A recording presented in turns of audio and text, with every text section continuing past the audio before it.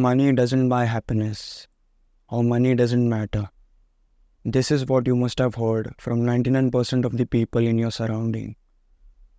But the truth is, nobody ever disrespects a billionaire. I repeat, nobody ever disrespects a billionaire. It's funny, isn't it?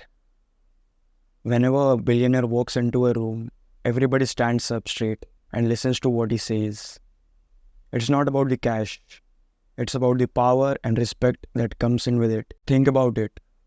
Does anyone brush off the advice of a person who has earned billions of dollars?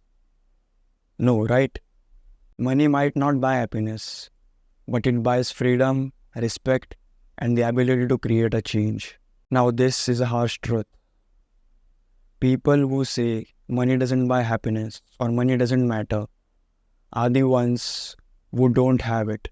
We don't admire billionaires because they are rich. We admire their hard work, dedication, and the ability to make smart decisions. Money is the byproduct of it.